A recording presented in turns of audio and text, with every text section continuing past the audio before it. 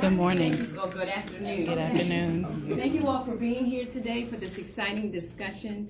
This discussion is a part of our 50th anniversary celebration, and you are sitting in the room, the temporary exhibit that has been placed here to pay homage to our founder, the founder of the Maryland Commission on African American History and Culture, the late Senator Verda Freedom Welcome. And so this year we are celebrating 50 years of the work of the commission, and we're so excited for you to be here. I would hope that you would come back, and I'll just tell you about one event because we have a year full of events going on. But November the 2nd, we have a gala.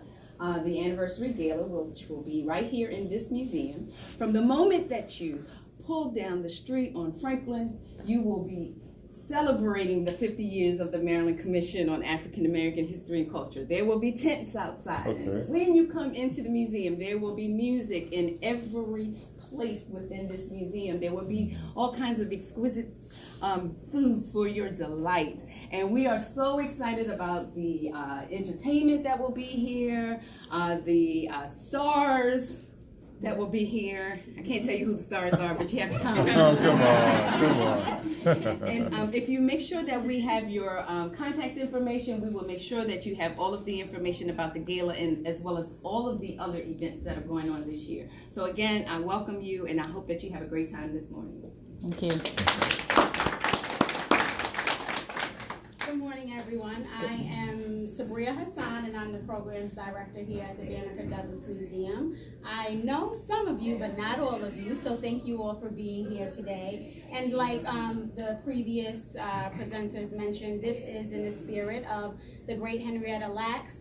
We really wanted to do something that celebrated her spirit, but was also contemporary. So a contemporary issue or discussion around Black women and reproductive health. I know for me as a Black woman, of course, this is a exciting and major topic, and I'm so happy to see so many people here who are not only Black women, right? Because it's important that you understand and you know and you can provide that advocacy if you love Black women, if you know Black women, or just to be aware of what's going on when it comes to Black women and reproductive justice. So without further ado, I will introduce our special guest. Ms. Nicole C Wells has been a health, human rights, and social justice advocate for more than 20 years. She has spent much of that time creating health communications and managing programs for various national and international NGOs, primarily in the Washington, D.C. area. She holds dual bachelor's degrees in media studies and women's studies from Penn State University and a master's degree in women's health from Suffolk University. Her women's health experience is extensive and includes roles as the Health Information Manager at the National Women's Health Network, a consultant for the Black Women's Health Imperative, a financial manager for Planned Parenthood Federation of America, a hotline operator for the National Abortion Federation, a staff associate for Our Bodies, Ourselves, and a program administrator for a breast cancer navigation program aimed for Black women.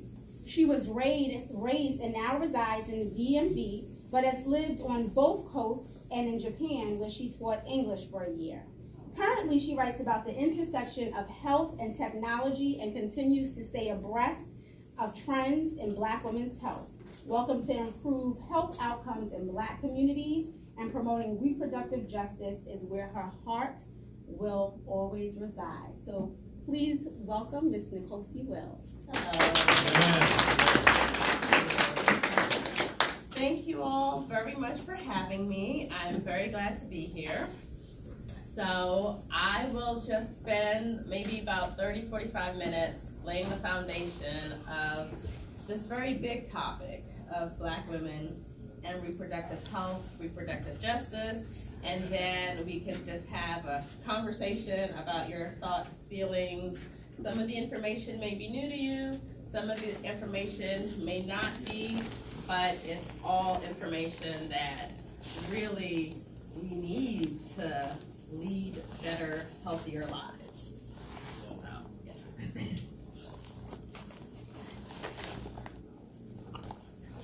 Alrighty, so reproductive justice is a very, very broad area. There's so many facets and so many avenues that we can go down, but this presentation can't be 6 hours. So because of that, I have selected certain topic areas that I'm going to hit on that draws together Henrietta Lacks, our future, our present, and the past. All right, so before Henrietta, it's very important for us to start with James Marion Sims, who is considered the father of modern gynecology. Mm-hmm. He's considered the father of modern gynecology because he invented the speculum. So if you're a woman, I'm sure you know what that is. If you are not, it is the tool when you go and have a reproductive exam and they need to look into your vagina, they open it with a speculum. So Sims invented this tool.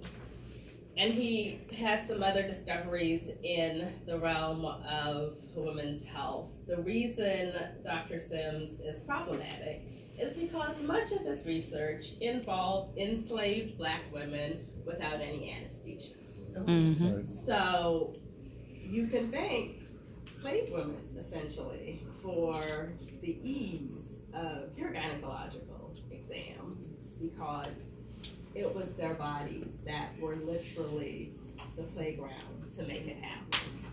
So in addition to inventing the speculum, he pioneered a surgical technique to repair a vaginal fistula. A fistula is when two organs in your body that should not be talking to each other start talking to each other, and in a very bad way. So in this case, this is where the bladder and the wall between the vagina arose during childbirth. It was common during this time, and then urine seeps into the vagina. Fistulas are not pleasant at all. So this is a very important quote from this book, Medical Apartheid. One of my favorite books. Critics, I'm sorry, the quote is not from the book. The quote is actually from the History Channel, and I got it from the History Channel because I was like, folks are really starting to get it if the History Channel has this quote. Critics say Sims cared more about the experiments than in providing therapeutic treatment, and that he caused untold suffering by operating under the racist notion that Black people did not feel pain. Mm-hmm. And this is bolded because we will circle back to that and how it pertains to our medical care today. Yep. They say his use of enslaved Black bodies as medical test subjects falls into a long, ethically bereft history of medical apartheid that includes the Tuskegee syphilis experiment and Henrietta Lacks. So, if you ever truly, truly want to be depressed, read Medical Apartheid. I don't recommend just sitting and reading it all the way through. You have to break this book up. It is a very, very thorough examination of just some of the medical atrocities that have happened to us just throughout our history of being in this country. So let's move to Henrietta and why she is so relevant and important to today's modern landscape. She went to Johns Hopkins in 1951, and it really wasn't that long ago. It was 68 years ago, because she had vaginal bleeding. Her gynecologist there discovered a large malignant tumor on her cervix. She had cervical cancer. The treatment at the time was radium. So that's how they were treating the cervical cancer. A sample of her cells were taken during a biopsy and sent to George Gay in his nearby tissue lab.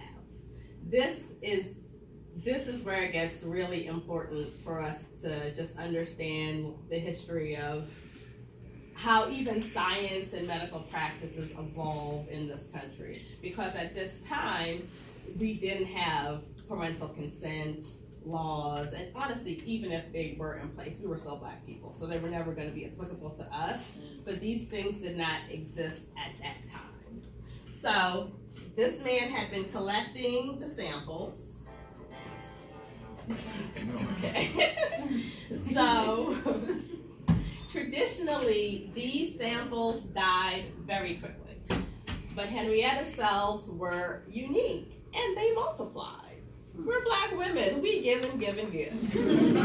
So her cells doubled every 20 to 24 hours. So essentially, her cells were able to create an endless amount of tissues for research, which is what people really needed and were looking for. It allowed the use of these cells without experimentation on women. So the cells are HeLa cells because his naming tradition was the first two letters, the first two letters. So the HeLa cells played a crucial role in the development of the polio vaccine. They've been used to test the effects of radiation and poisons. They've been used all throughout mapping the human genome. And we've learned more about how viruses work, all because of Henrietta. She died at the age of 31. They did not cure her cervical cancer. So, although she had this tremendous impact on medicine and continues to have this tremendous impact on medicine, her family was still struggling financially. They couldn't access the health care that her own cells helped to create for so many other people. And her DNA continued to be used without the family's permission. And people were making a lot of money off of vaccines. We all know how big the pharmaceutical industry is. Right. So the story came to light in 2010 with this book, The Immortal Life of Henrietta Lacks. And so that's a resource if you want to read more about Miss Henrietta. So, cervical cancer is a great transition to the meat of our discussion on reproductive health because it's what Henrietta had. And it is also one of the many reproductive health issues that really affect Black women. And throughout this presentation, what you will constantly see is Black women tend to get illnesses either earlier, die more frequently, have worse symptoms. Like, it's just a bad combination for us when it comes to these illnesses. So from 2006 to 2010, cervical cancer was 10.3 per 100,000 women for Black women, while being 7.2 for white women. So clearly, Black women are having higher incidences of cervical cancer than white women are. Not only are we having higher incidences, our mortality rate is twice as much. So when we get cervical cancer, the odds of us dying from cervical cancer are much more likely than a white woman. Why? Black women find out about our cancers at later stages. Early detection is key. It's much easier to treat a stage 1 cancer than it is to treat a stage 4 cancer. And Black women receive either less aggressive treatment, no treatment at all, and generally have less access to care. Before I move on, I'm going to spend a minute on this beautiful female reproductive system right here, because it does help our understanding of the discussion.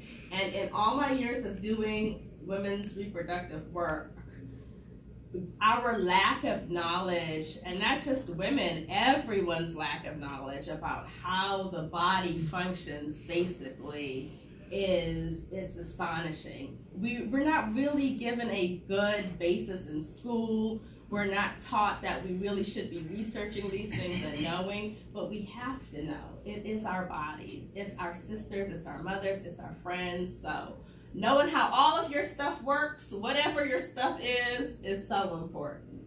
So the cervix is this entire inch-long section. This is the vaginal canal. This is the cervical opening. So when you have these gynecological cancers, this is just one example, but they can be everywhere. They can flow down in the vaginal canal. They can flow up. This is an example of like a stage 1 cancer. So knowing even where you're affected truly does matter. And then this is the womb, where the babies go. So if it moves up, is it then technically uterine cancer, or if it starts in the cervix, is It's it always uterine, cervical? and we're gonna get to that. Yes, we will get to that. So, reproductive cancers. And you see my little graphic, well, it's poor, but it says, I'm not overreacting. It was so funny.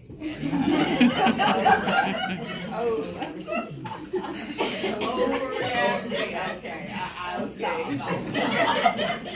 So, cervical cancer is the third most common gynecological cancer after uterine and ovarian. So, ovarian, that's the only cancer that we're not dying the most from. But my assumption with that is because look at the ages.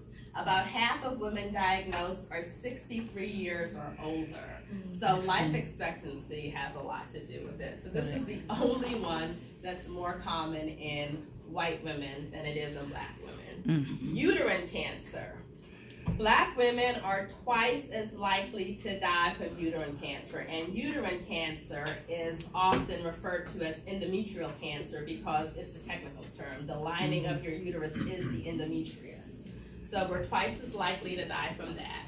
One study did find, and this is something that we will definitely explore later, that when there is equal access to comprehensive health care, it did eliminate the disparity once a cervical cancer diagnosis was made. Breast cancer. Although black and white women get breast cancer at the same rates, black women die from breast cancer at a higher rate, and death rates are 40% higher. So it's another illness that really affects us. Breast cancer was most likely to be found at earlier stages for white women. So once again, stage 1 versus stage 4, it makes a difference. Black women are also more likely to get triple negative breast cancer, which is a kind of cancer that is aggressive and comes back after treatment. We're just going to keep cycling. So, and it's not all going to be doom and gloom. We'll hit a patch of sunlight. Amen. So, yes. So, cervical cancer is an HPV. So, I like to call it the papilloma. The papilloma affects 80% of women. At some point in life, most women will get the papilloma virus. The papilloma is a tricky virus because it's like a cold. You have symptoms, well, okay, I shouldn't say you. So for my cold analogy, with a cold, symptoms may present itself and then resolve without you doing anything. This is how HPV often works in the body. And this is why the recommendations for how often you get a pap smear changes because of that natural regression that can happen. So HPV is a primary driver for cervical cancer. So if you have HPV that has persisted, it can lead to problems. But HPV is not the type of illness that you will be like, oh, what's going on with me? You can't see cervical dysplasia. You can't feel cervical dysplasia. There are many different types of the HPV virus. So some of the types cause genital warts. You may be able to see the genital warts. Those are still HPV viruses. But the cancer-causing ones, you really can't see. You have to go and get tested to know. So when it comes to HPV, this is where we really see some of the differences in our bodies. So genotype 16 and 18, those are the most common types of HPV. And they're associated with 73% of cases when it comes to invasive cervical cancer. High-grade cervical lesions in black women, though, are often less positive for 16 and 18 than in white women. So here we have a statistic that says 73% of people present with 16 and 18, but when it comes to us getting the high-grade lesions, it's not 16 and 18. For us, women affected with HPV 35 and 58 were significantly higher than with non-white than with white women. And so But they this, have the vaccines for the ones that non-Hispanic white, affect the white study women. very specifically looked at non-Hispanic black women, non-Hispanic white women, and did black-white classifications in that manner. Oh, so, yes. So once again, HPV, just another one of the HPV, cervical cancers, all of the cancers, just another thing to keep in your bonnet about what we have to look out for. So we're gonna transition to fibroids because it's all interrelated. And that's what my very first slide said outside of this is my presentation slide. All of those things that I listed, they're all interrelated and connected in some kind of way. So, fibroids, and these are fibroids, the picture on the left, they are benign lumps of tissue that grow in and around the uterus. By age 50, 84% of black women will have fibroids, versus 70% of white women. Black women develop tumors at earlier ages. Yep. Our fibroids are larger and they are more numerous. Yep. We are 2 to 3 times more likely to undergo a hysterectomy. Yep. And 7 times more likely to have a myomectomy. And a myomectomy attempts to preserve your fertility while treating the fibroids. Yep. A hysterectomy clearly will not. Yep. So, fibroids in black women. Black women have more severe symptoms for prolonged periods. They interfere with our physical activities. Like, if you have a fibroid the size of a grapefruit in your uterus and it's pushing on your bladder, or it's just causing all of this havoc, it interferes with our physical activity, our ability to work. We are more likely to consult friends and family and brochures to get health information, and we are more concerned about future fertility and pregnancy following fibroid treatment. And quite frankly, there's just not a lot of great options for treating fibroids that really bear that in mind. So, fibroids and hysterectomy are extremely linked because of this. 49% of hysterectomies are for uterine fibroid and abnormal bleeding. Only 8% are for cancer or something that would actually warrant a hysterectomy. So, what is a hysterectomy? A hysterectomy also manifests itself in several different ways. So, this is a radical hysterectomy where they take everything out, like everything is gone. This is a partial one where you see you still have, they haven't messed with the vaginal canal, and you still have your fallopian tubes and your ovaries. And in this one, they left your cervix in, and they took the rest of the uterus out. So even hysterectomies, there are many, many different nuances when it comes to that.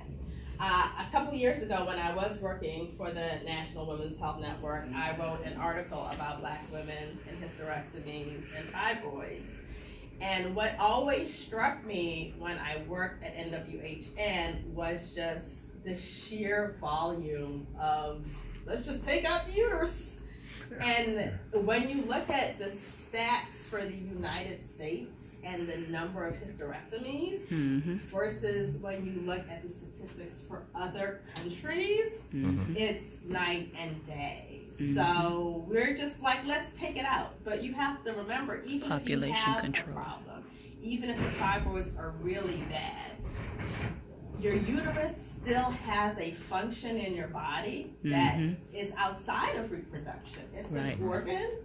It helps with sexual pleasure. Keep it As going. this gynecologist says, when we start removing major organs, the pelvic floor can drop.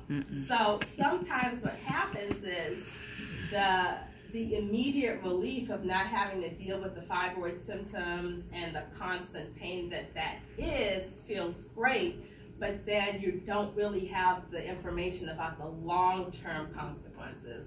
What else can happen? Teach And up in I'm here. never in the Teach. boat of telling anybody you should do X, Y, or Z. But what you need to do is have all of the information to make an informed Informed decision. Yes, and ma'am. that is what we do not do a good job of. Mm. All right, so we're trying to get to the it's not all doom and gloom. What can we do? Okay, so this section, we're going to talk a little bit about prevention, education, and research. Clearly, I like to look stuff up. So, on every single one of my slides, you will see some kind of note at the bottom, and it's the reference, because I believe in that. If I found the information, if I know where to look for the information, you should have the option. It doesn't mean you're going to go read it. You can just take my word for it if you want to, but you can verify that what I have told you comes from a legitimate scientific source that doesn't have some kind of vesting based on whatever morals people may have over your decision, okay? Straight information, you get to decide.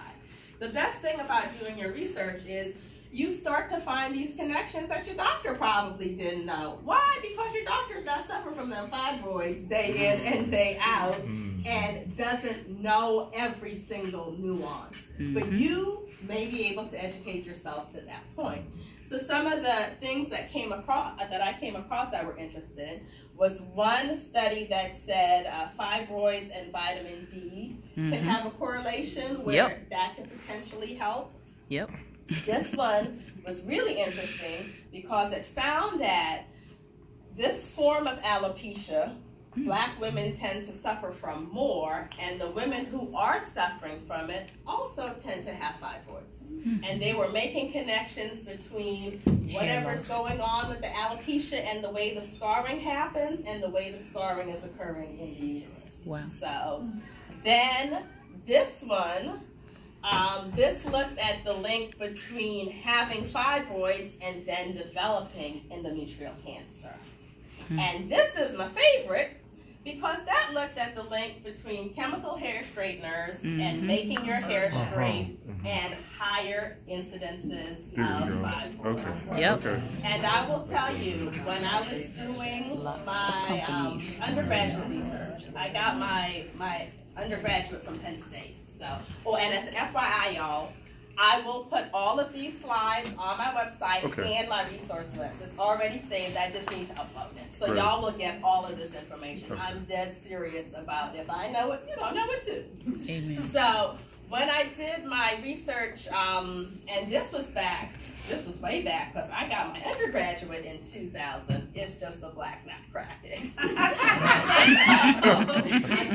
Back then, when I did my research, I looked, so my honors thesis was on the social and political ramifications of a Black woman's hair texture. So I looked at chemical hair straighteners and what was in them. Yep. And from that research, I found that Black hairdressers had higher incidences of cancer. They were dying quicker, like there were all of these comorbidities that were associated with perming. And what to this day So the hairdressers are doing stands it out too. to me was that there were no regulations. So Right. when you think about Drano and you put that down your drain, the government has more regulations on what can go into Drano than it does on what can go into that product that you're putting on your head. That's going every directly to 6 your brain. weeks to make it straight. That research made me stop perming. I was like, I'm good. Yep. And then I decided I was so good I didn't even need no hair. Good point. All right, so this is our transition to my research from 20 years ago. This is still happening.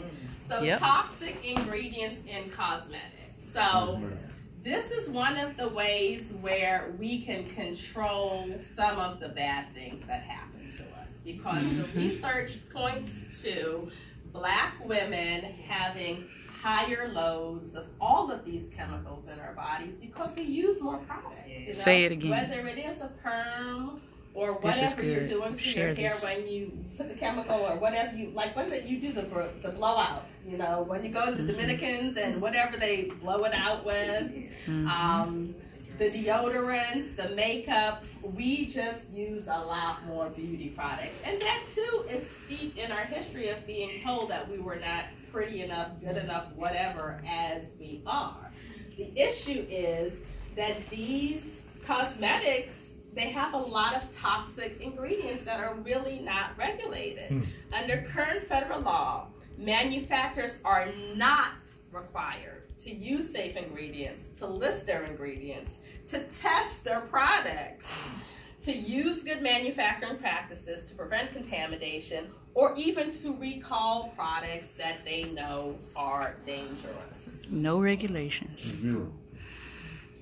And there So, you have it. this was one of my favorite articles, in a bad way, from doing this research, because this found that men don't care about the babies either. Wow. Nobody knew that. Just and for now me? it's in black and white. So Wow. the study found that just for me, a kid's shampoo, we're not even talking about They the trying to grooming kill part, us right? all. This is the shampoo part, made by Strength of Nature, contains 24 harmful ingredients, including 4 carcinogens, 6 developmental toxins, Well, that explains a lot. 19 hormone disrupting compounds.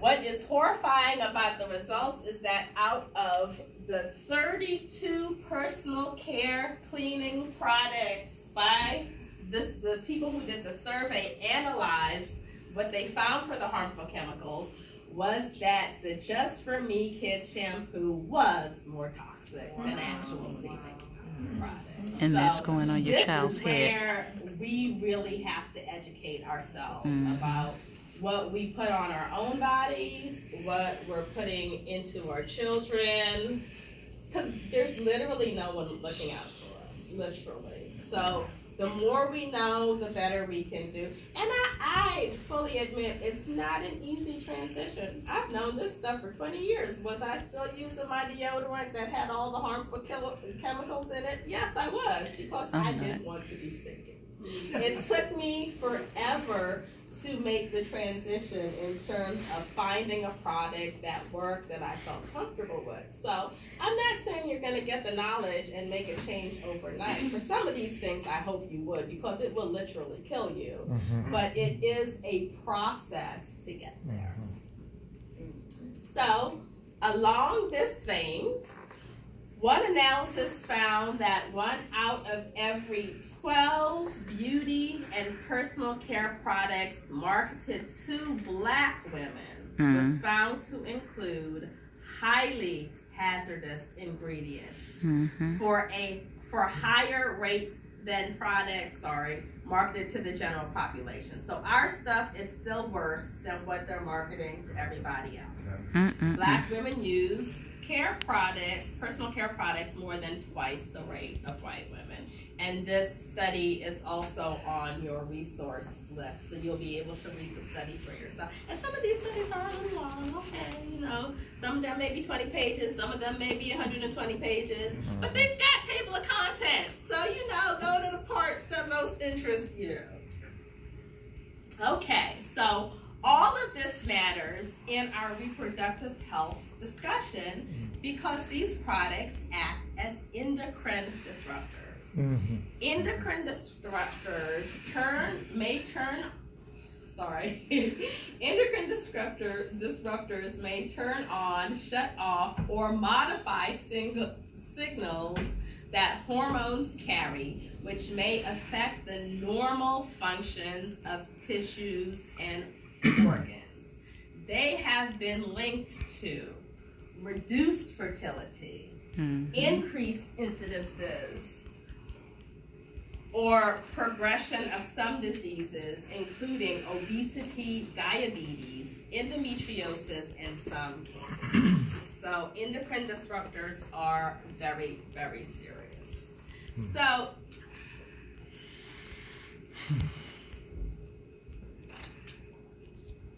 This is a lot to deal with. It's good stuff. And a lot for us to process and take in. So, this was one of my favorite studies from when I got my master's degree. It was a study that specifically looked at the allostatic load and weathering theory when it came to Black people. So, the allostatic load is essentially the chronic exposure to elevated or fluctuating endocrine or neural responses resulting from chronic, repeated challenges that individuals experience as stressful. You go to work, you gotta deal with some nonsense.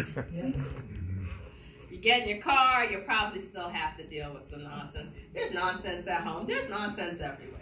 Our lives are stressful, and our lives particularly get stressful around that intersection of just being a Black person in America.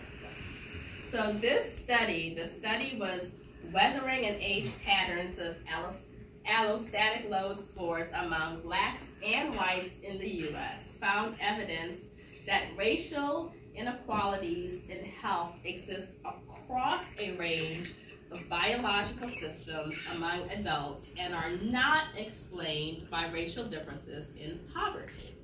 And this is important because when we transition to our talk about Black birth outcomes, you will see your education doesn't matter, the amount of money you have doesn't matter, your birth outcomes are just as bad as every other Black woman. So those things are not acting as a buffer or an insulator. So this is us circling back around to the earlier slide where the father of gynecology was like, oh, Black people don't feel pain. And one of the things that I came across when I was researching this presentation specifically, where, because some people were trying to give him the benefit of the doubt in terms of his treatment of Black women. And the passage that I was reading specifically said that he made sure he used anesthesia when he was working on white women. They always got anesthesia. We did not. So this whole concept of Black people don't feel pain is still around. It's still alive and kicking. It's in your doctor's office. I woke up to not in enough anesthesia, the so yeah. emergency room. So you have to be vigilant. So African Americans are routinely undertreated for their pain compared to whites, according to multiple studies, multiple research. The latest one I found was 2016. So they looked at medical students and residents. So, these are people who've had a lot of education and they still literally believe things like, oh, we have less pain receptors, our skin is thicker. What? Like, these were true opinions coming from your medical professionals. So those who held these false beliefs often rated Black patients' pain as lower than that of white patients and made less appropriate recommendations for treatment. And that's the crux of it, okay? Mm-hmm. That is the crux of it. How you feel about the pain level is directly affecting appropriate care and treatment. 2015 study. Black kids with appendicitis going to the emergency room receive less pain medication. So it's not just adults. I've read a ton of studies that specifically said when it comes to Black children, by the time they reach about the age of 5 years old, they stop being kids to the rest of the world. They're still our kids and our babies, but no, they are looked at as adults. This is why it's okay to shoot a 12-year-old with a gun and get away with it. Our children are not seen as children. Mm-hmm. So, I'm sorry, do you have the actual Study? Yes, for so that? everything. And when I say everything, my reference sheet is 5 pages deep. So Okay. you will get everything. Yeah, because So- I would like that too. Like, So yeah, these, there's 4 of these studies, and so that's what I wanted to tell you all. The best thing about doing research, the best thing, okay? These 4 studies I found by reading a Washington Post article. And then after, go ahead. It was online this week. Oh, That saw that exact one? statement, I read it. Okay, So it's- yep. Yeah. So after I read the Washington Post article, I went and I found all 4 studies, and now they're in your reference sheet. Great. So when you do research, if you're not I will put comfortable starting up at her the journal website article when we're level, done. that's fine. Read a newspaper, and then the newspaper will summarize it. And if you really want more information, you can go and find more information. And I'm long out of college. Like even the master's was many, many years ago. So it's not like I have access to paid journals anymore where I can pull something up. So this is me like, what's free on the web? What can I download? And there's a lot of information out there. So these are essentially 2 more studies stating the same things. Researchers who study health disparities have said that unconscious stereotypes about African Americans likely contribute to the problem, as well as physicians' difficulty empathizing with patients whose experience differ from theirs. So, 2007, primary care doctors underestimated the pain of their Black patients compared to their other patients. 2000, an Emory University study, 74% of white patients with bone fractures, your bone is broken when it's fractured, received less pain medication compared But it's to also the kept Black some of patients. us from being addicted. So wait. See, okay, so the They- white patients they have got the painkillers over-medication. compared to the Black patients. Mhm. So, alrighty.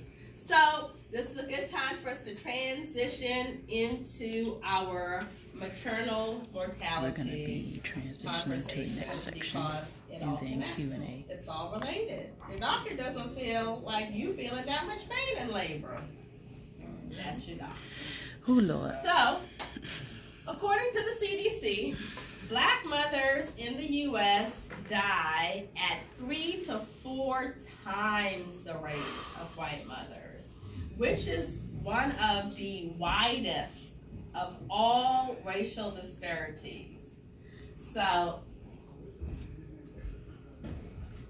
this is the rate for heart disease. We die 22% more times. The rate for cervical cancer, 71%.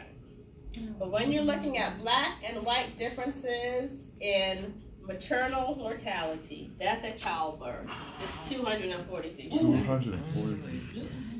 Black Oh, it's women believable. were 2 Population to 3 control. times more likely to die than white women Mhm. who had the same condition. Mhm. It's the same condition. They killing but when us. you're not perceived the same way. No, It matters. it's called intentional. And that has Murder. nothing to do with insurance.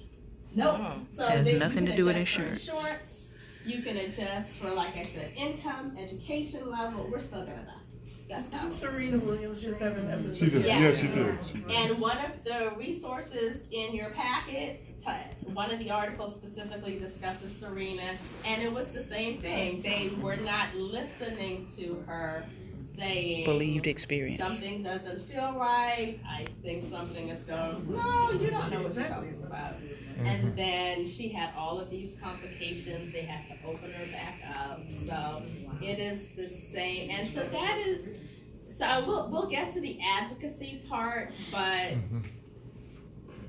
it's very, very frustrating being in a medical environment where you're either not listened to or not given your full range of options and choices to That do right there. things. And in these situations, the best thing you can do is have an advocate. Like, Right. and I'm dead serious. Have someone, and I used to work at a hospital, so when I say have an advocate, you don't want the person that's gonna pop off and make everybody upset. And then, it'll take Nothing longer for the nurses to check on you. Right.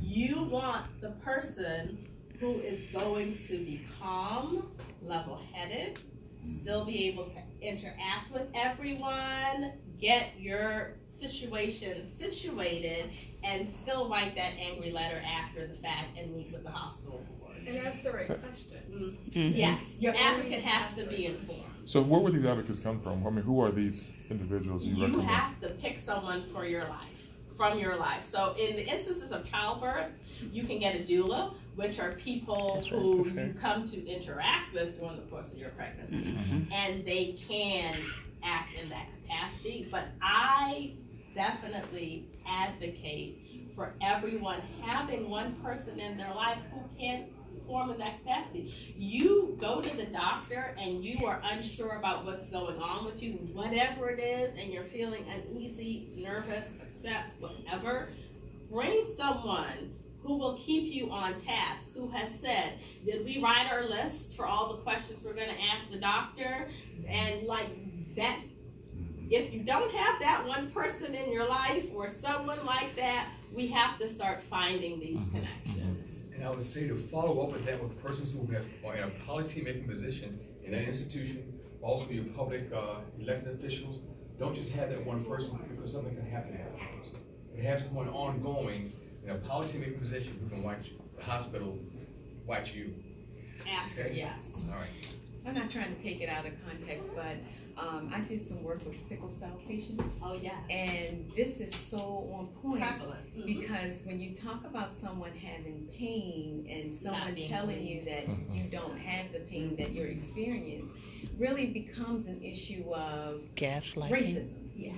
It really does, and so it goes beyond reproductive health. Yes. It deal for us as a people. We deal with it across the board. Yes, very true. One of my friends when I lived in San Diego, she was in the hospital frequently with sickle cell, and that was always her complaint because they would give her a very high That's why amount of Chicago pain is medication, according to but my you're also grandmother's dealing with length people of who life. really don't truly understand sickle cell. Exactly. So they're like, but we've given you all of this Dilaudid, and she's like, but it still hurts.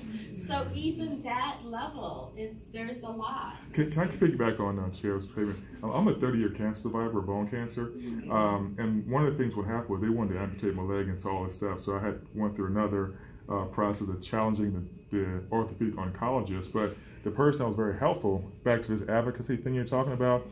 At the time, my father, one of his peers was a medical. His friend's children was a medical administrator or something like that, and she was able to go and look into grants and researches and other things to help advocate for the situation. So, long story short, a miracle happened. I didn't have to have amputation or chemo, but the fact of the matter is the advocacy is very important. I understand. And don't be afraid to challenge your doctor. Right. Like, your doctor is not this omnipotent presence, and I guarantee you, when I get in and I start doing my research on stuff, I can tell my doctor some stuff. Right.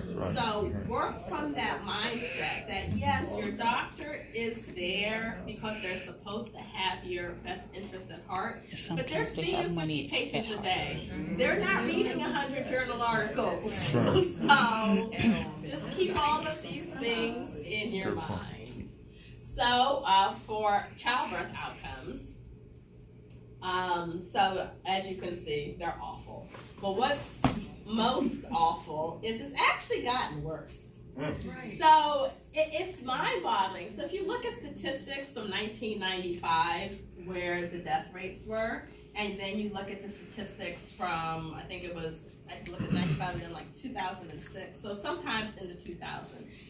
You were better off in 1995 than you are now. So it's been a regression. So that is, Hear that, that young was ladies. the most mind-boggling.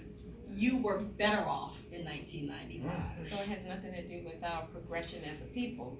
It has something to do with something outside of us. Exactly. Suppression of healthcare. It's called population And control. That was a good Two point words. about the whole weathering theory and the allostatic load, especially when it comes to Black women.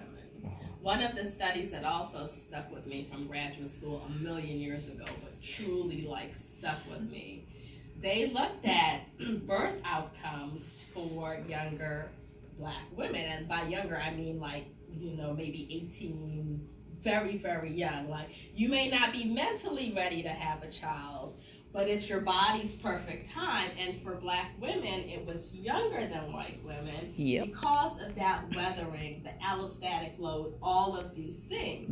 So for white women, their prime reproductive years is like that early 20s. They're getting their head right and their bodies right. But for us physically, by the time you hit 28, life has caught up with you in a lot of ways.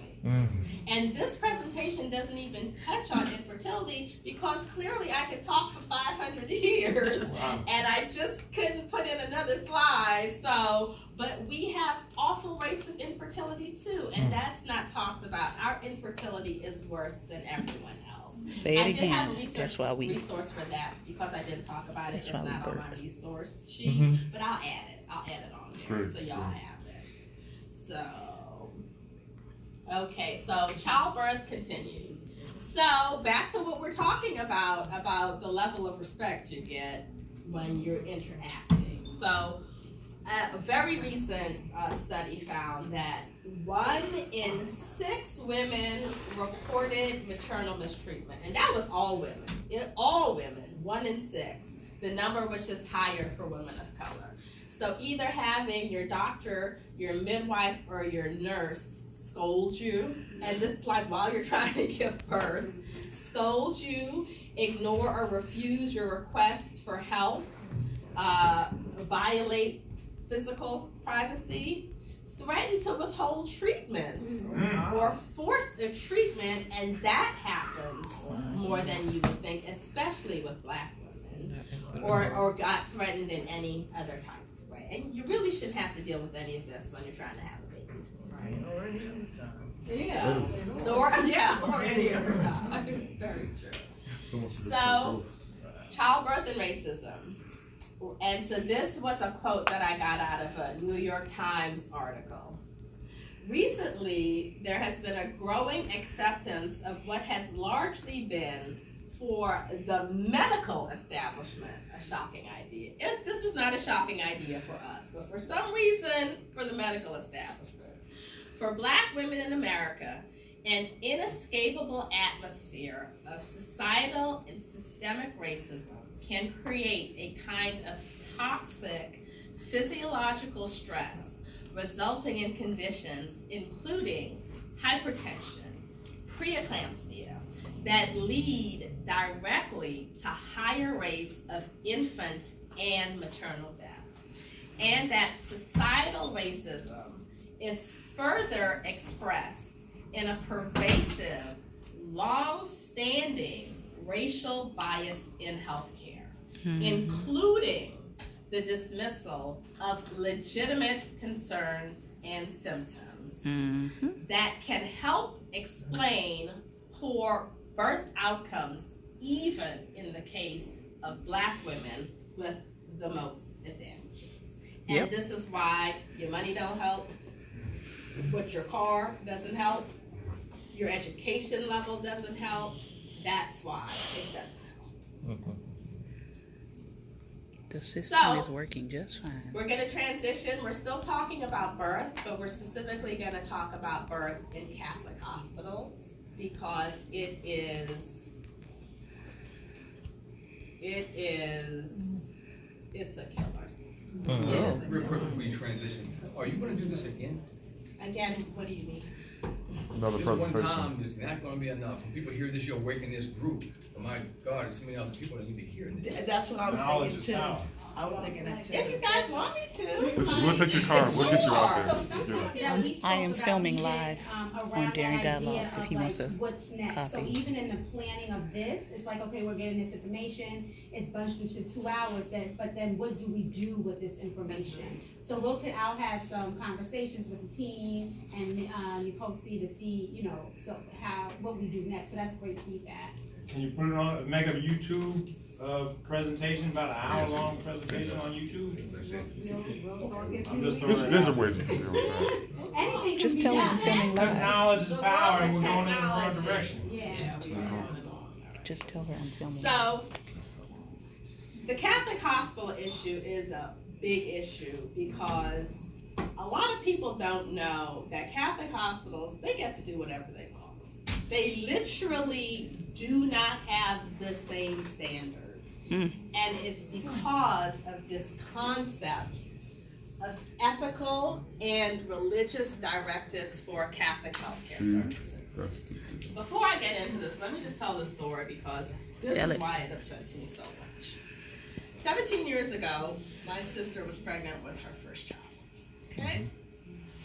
So, the placenta detached from her uterus. So, in that situation, either the child dies, the mother dies, or everybody dies. There is no win-win. So she got the diagnosis. She knew that she would essentially need to not go forth with pregnancy. And even though I've been doing this work, like I studied this in college, at this time I was in my early 20s. So like I had all of this knowledge, but I wasn't in an advocate place. Like literally, I showed up to the hospital. I'm always the one rolling in late, so the rest of the family had already left. So here I come with my girlfriend, who was like my home girl from high school. And so I was like, I really don't want to be in this position, but I have to go support my sister. Because I'm seriously the type of person, I will be in the corner crying with you. That is me. I take on other people's stress and stuff. So we get to the hospital. They make my sister go through hours and hours and hours of labor to give birth to a stillborn baby that we all knew was going to be stillborn. And I was so confused. I was like, I work for the National Abortion Hotline part-time. Like, they didn't have to make her go through labor. But I didn't have the words. I was already a mess. Like, literally, my friend had to be like, Nicole C, get it together. You need to be strong for your sister, or I would have been in a ball crying on the floor. So it wasn't until after that I realized it was because she was at a Catholic hospital, and that was it. She was given no choices, none. They told her, we're going to induce your labor. So that's what they did. And so she did have another child, and I have a nephew now. But for me, the irony always is they made her go through hours of excruciating Pitocin-induced labor to deliver a child that they knew was not going to be alive. But the baby that did make it, they just cut that right out of her uterus. Wow. We'll just give you a C-section and cut that baby out. So to this day, I'm like, just no. So when this research came out, I was like, well, this explains it. Now I have words to put everything that I was feeling and unfortunately had to experience, and now I have some little baby ashes on my book stand. So this whole concept of ethical and religious directives for Catholic health services, they prohibit doctors from providing reproductive health care, okay? Whatever the Catholic folk have said we think is a sin, we don't want you to do, you're not allowed to do it at that hospital because they said so. So it can include providing contraception. You know, you just had a baby, you don't want to have another baby. If you're at the Catholic hospital and they don't believe in contraception, you're not getting contraception, okay? It could be sterilization, it could be treatments for an ectopic pregnancy, and an ectopic pregnancy is one that develops in the fallopian tube, which can also kill you. They won't treat you for that? No, because that's an abortion. Wow. Just like with my sister, they made her go through labor because anything else would have been an abortion. Other people's logic. So that defining. So, and even fertility services. Okay? So according to this report, and the references are there, and the Catholic one is a long one. Pregnant women of color are at greater risk of being deprived of a range of reproductive health services in many states across the nation as a result of their disproportionate reliance on Catholic hospitals. We're in Maryland. Is that only Catholic hospitals or other religious? Well, the Baptist ones Catholics too. have the biggest network. Like, I honestly don't know if you go to a Protestant hospital if they're like abortion, because the thing that we don't talk about when we have this abortion conversation, we get so caught up in trying to tell everybody else what to do with their uterus that we forget that it is the spectrum of reproductive health care. There are plenty of reasons that fertilized egg in your uterus can kill you, cannot be viable. There are plenty of reasons. So now we're in this space of telling women all the time, I know what is best for you, and your actual reproductive health care, you get no choice in, because I have made some moral decision about it. It's healthcare. It truly is healthcare. Every time I think about my sister, it is healthcare. She could have decided to go through the process of giving birth to her stillborn child, but she wasn't given an option. Right, that's the key. She wasn't given No option. You told her what was going to happen. So don't go to Alabama, right? In other words, but they just made the law. Well, yeah. So the law in Alabama, there was, and because it all boils down to us, there was this woman who she lost her baby because of some physical fight that she had, but they arrested her for murder because they said it was her fault. So this is what I mean about that slope. So not only is it a slope that we're all going to hell in, it is literally other people. And so honestly for me, at the end of the day, that is the abortion discussion. You can't ever have a conversation with me about abortion and talk to me about this moral higher calling. When I worked on the hotline, most of the women who called in didn't really want to have an abortion. You know why they were calling in? They didn't have the money. They didn't have the familial support. There was one woman that I spoke to and who broke my heart. She had 3 children, was a stay-at-home mom, and her husband had made very clear that he did not want a 4th child. And if she proceeded with that pregnancy, he was going to take the 3 existing children, roll out, and he would damn sure keep them because he was the breadwinner. So in the context of that conversation, and knowing the man that she was married to, she called in for resources. And she really just sounded so sad. Like it wasn't a decision that she really wanted to make, but she had to make. And so the reasons that women have abortion, when I worked on the hotline, I always joke with my friends. I was like, well, most of the women who called would definitely keep the baby if the man was like, yes, I want to raise this child with you. And that's why it's so important to That was involve not men happening.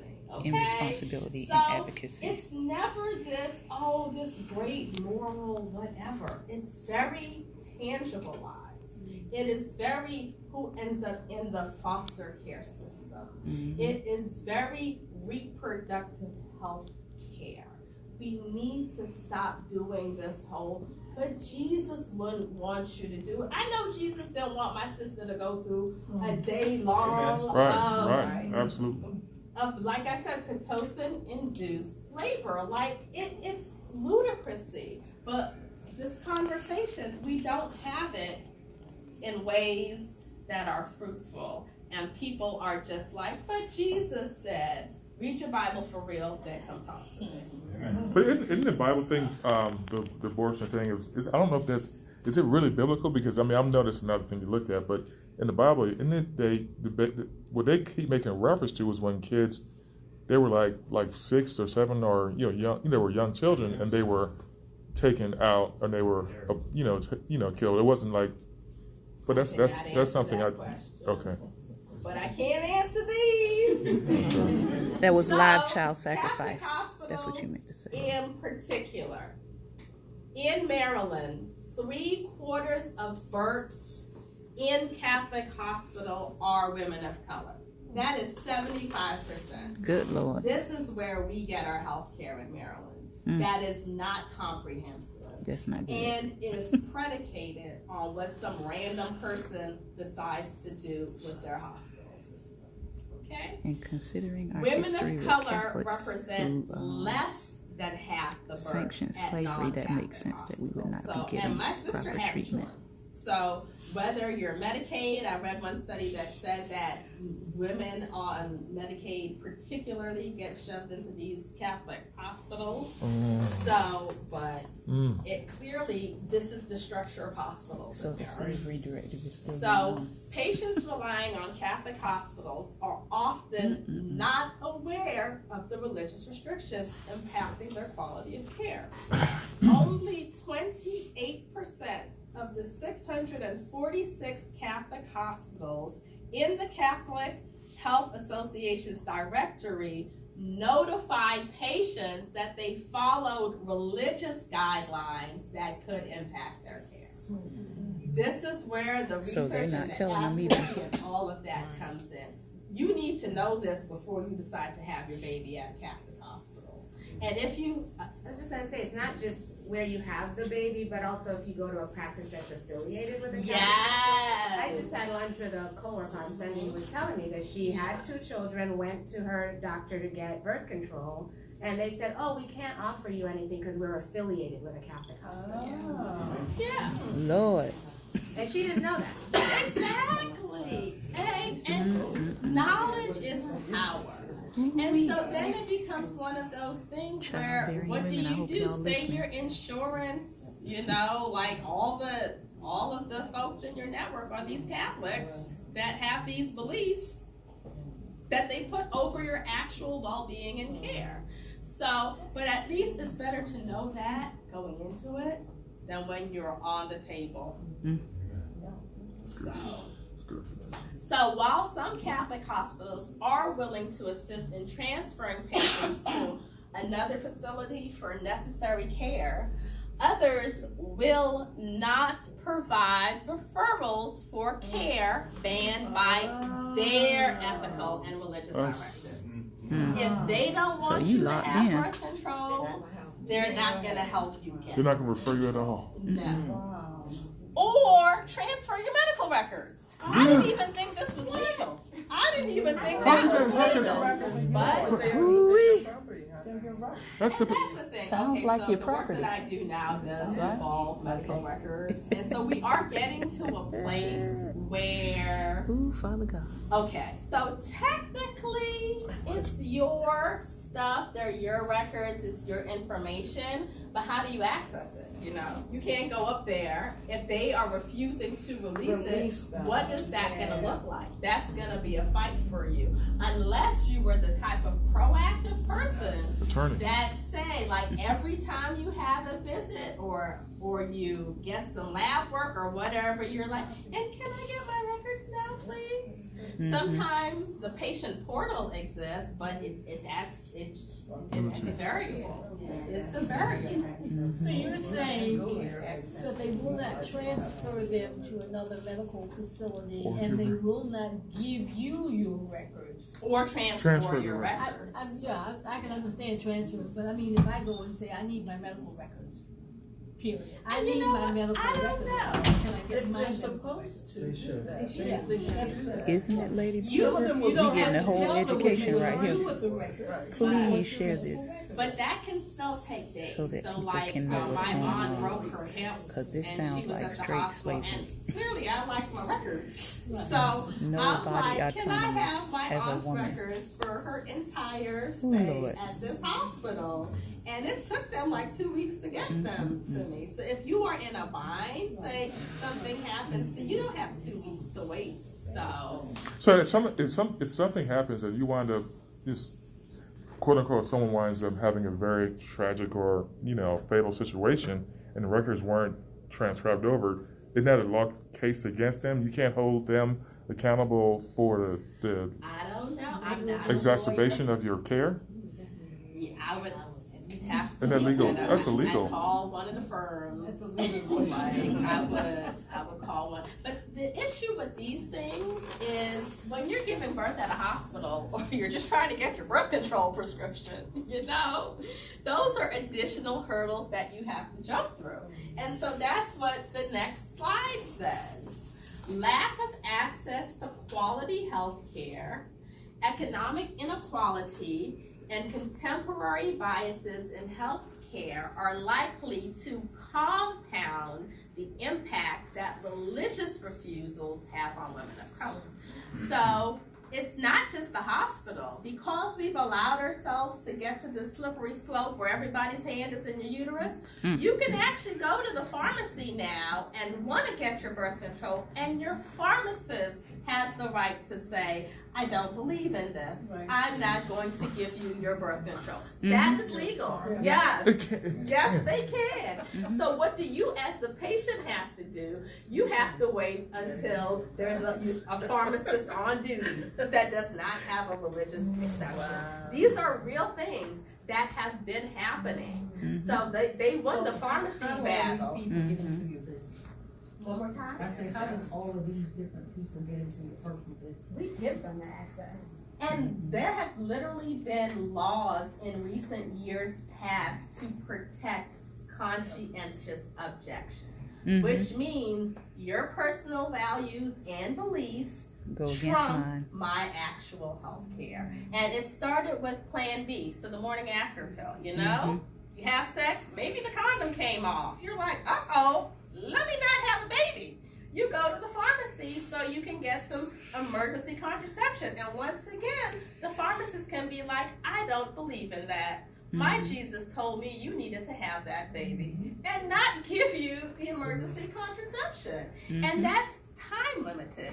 There's a window for you to take it and have it be effective. So literally, we are at a place in this country where these objections have been codified. And the only way to fight that is for us to get in contact with our congresspeople and be like, why did we pass these stupid laws? Like, why are we in a world where my pharmacist gets to tell me if she's going to give me my birth control or not? Because when we are advocating during the voting time, we only look at issues on the surface.